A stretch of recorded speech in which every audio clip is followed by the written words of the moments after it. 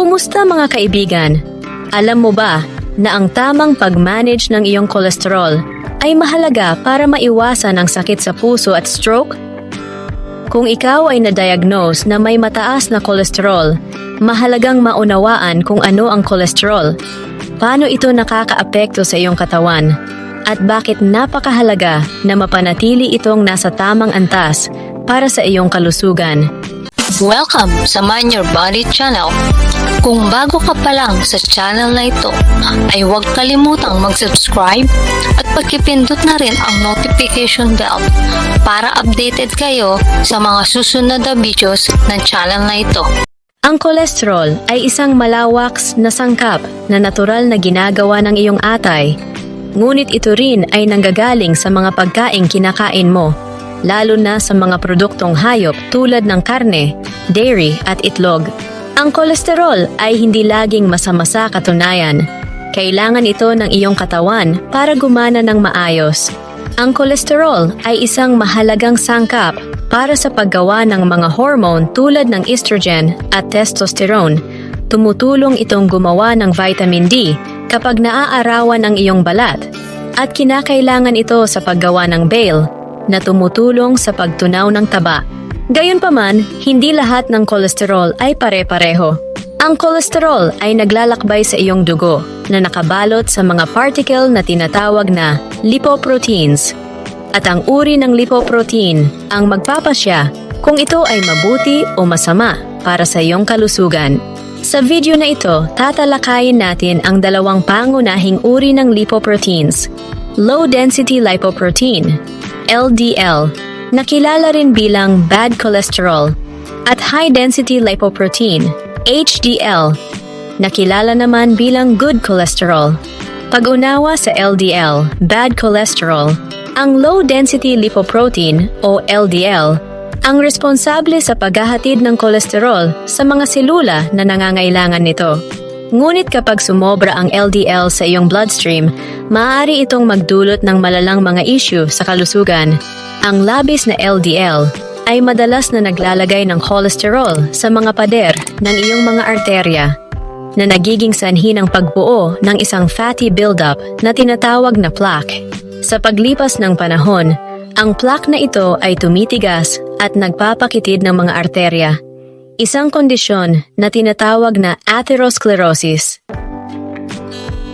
Ang atherosclerosis ay maaaring magdulot ng seryosong pagbara ng daloy ng dugo na nagdudulot ng mga nakamamatay na komplikasyon. Halimbawa, kapag ang plaque ay nabuo sa coronary arteries, ang mga daluyan ng dugo na nagsusuplay ng oxygen sa iyong puso, maaari itong magdulot ng coronary artery disease. Ito ay nagpapataas ng panganib ng atake sa puso, lalo na kapag ang mga arterya ay hindi sapat na nagsusuplay ng dugo sa kalamnan ng puso, lalo na sa panahon ng pisikal na aktibidad. Ang plaque ay maaari ring mabuo sa iba pang malalaking arterya tulad ng carotid arteries sa iyong leeg na nagsusuplay ng dugo sa iyong utak. Ang pagbabara o pagputok sa mga arteryang ito ay maaaring magdulot ng stroke, na maaaring magdulot ng pinsala sa utak o maging sanhi ng kamatayan. Pag-unawa sa HDL, good cholesterol.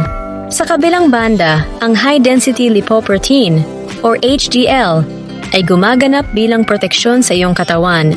Ang pangunahing papel ng HDL ay alisin ang labis na kolesterol mula sa iyong mga selula at tissue, kasama na ang kolesterol na naipon sa mga pader ng arterya. Inihahatid ng HDL ang labis na kolesterol pabalik sa iyong atay, kung saan ito ay pinoproseso at sa huli ay inilalabas ng katawan. Ang good cholesterol na ito ay tumutulong sa pagpigil ng pagbara ng plaque at pinapanatiling malinis ang iyong mga arterya, binabawasan ang panganib ng sakit sa puso at stroke. Sa katunayan, ang mas mataas na antas ng HDL ay nauugnay sa mas mababang panganib ng mga problema sa puso, kaya't madalas na inirerekomenda ng mga doktor ang pagpapataas ng iyong HDL levels sa pamamagitan ng tamang pagkain at regular na ehersisyo. Bakit mahalaga ang pag-manage ng cholesterol? Ang pag-manage ng iyong kolesterol ay hindi lamang tungkol sa pag-iwas sa mataas na antas ng LDL. Ito rin ay tungkol sa pagpapanatili ng balanse na sumusuporta sa iyong kalusugan, sa puso at pangkalahatang kalusugan. Ang mga salik tulad ng dieta, ehersisyo, genes, at mga pagpipilian sa pamumuhay ay may malaking papel sa pagtukoy ng iyong cholesterol levels. Halimbawa, ang isang dieta na mataas sa saturated at trans fats ay maaaring magpataas ng iyong LDL levels, habang ang isang dieta na mayaman sa fiber at healthy fats, tulad ng mga matatagpuan sa isda at mani, ay maaaring makatulong na pataasin ang iyong HDL. Ang mga gamot tulad ng statins ay maaaring ireseta ng iyong doktor upang makatulong na pababain ang LDL cholesterol kung hindi sapat ang mga pagbabago sa pamumuhay. Ang mga gamot na ito ay gumagana sa pamamagitan ng pagbawas ng dami ng kolesterol na ginagawa ng iyong atay, kaya't nababawasan ang iyong kabuuang cholesterol levels. Gayunpaman, mahalaga na inumin ang mga gamot na ito ayon sa pagkakatalaga at ipaalam sa iyong doktor ang anumang side effects na maaaring maranasan mo. Tandaan, ang pag-manage ng kolesterol ay hindi lamang tungkol sa pag-iwas sa mataas na LDL. Ito rin ay tungkol sa pagpapanatili ng tamang balanse na may sapat na HDL upang maprotektahan ang iyong mga arterya. Ang regular na check-up sa iyong doktor, balanseng dieta, at aktibong pamumuhay ay susi sa pagpapanatili ng iyong kolesterol at pagprotekta sa iyong kalusugan sa puso. Kung mayroon kang anumang mga katanungan tungkol sa iyong cholesterol levels, ang epekto nito sa iyong kalusugan, o ang mga gamot na iniinom mo upang pamahalaan ito, huwag mag-atubiling makipag-usap sa iyong doktor. Ang iyong kalusugan ay ang pinakamahalagang yaman mo. Alagaan ito sa pamamagitan ng pananatiling may kaalaman at maagap. Tandaan, ang susi sa mas malusog na buhay ay nasa balanseng nutrisyon at maingat na mga desisyon.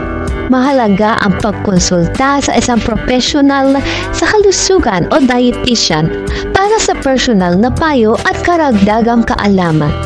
Huwag kalimutang mag-subscribe para sa higit pang mga tips tungkol sa kalusugan at kagalingan. Hanggang sa susunod na pagkakataon, mag-ingat kayo at manatiling malusog. God bless sa ating lahat.